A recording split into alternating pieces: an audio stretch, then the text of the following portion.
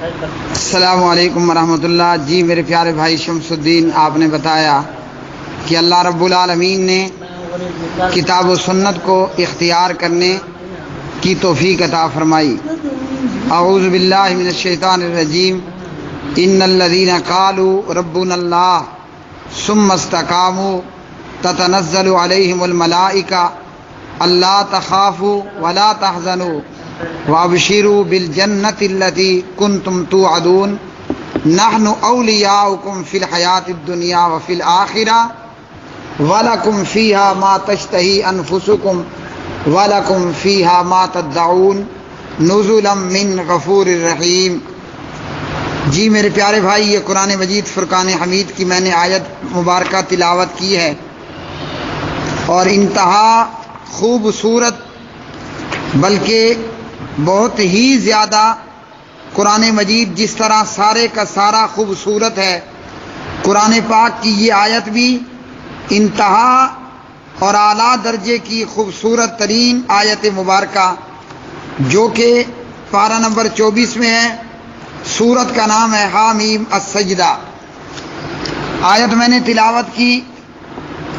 آیت کے اندر جو اللہ نے خوشخبریاں سنائی ہیں، کیا ہی ان کے کہنے۔ بے شک وہ لوگ جنہوں نے کہا کہ ہمارا پروردگار اللہ ہے، پھر اس کے اوپر ڈٹ گئے، استقامت اختیار کی۔ کیسی استقامت کہ دنیا والے سونے چاندی کے پہاڑ لے کر آئیں مگر یہ حق کو چھوڑنے پر تیار نہ ہو، دنیا والے جیتے جی آگ میں ڈال دیں مگر یہ حق کو چھوڑنے پر تیار نہ ہو۔ بلال حبشی، حضرت بلال رضی اللہ عنہ کی طرح تپتی دھوپ پہ لیٹ کر اور انگاروں کے اوپر لیٹنے کے باوجود بھی زبان سے فقط اتنا ہی نکلے کہ احد احد۔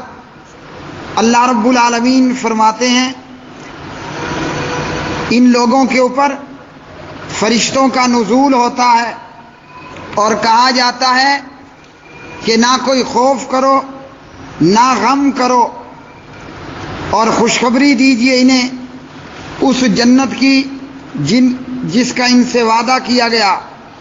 فرمایا رب کائنات نے ہم تمہارے دوست ہیں دنیا میں بھی اور آخرت کے اندر بھی، اور تمہارے لیے جنت میں وہ کچھ ہوگا جو تمہارا دل چاہے گا، اور جو کچھ تم مانگو گے وہی کچھ تمہیں جنت کے اندر ملے گا۔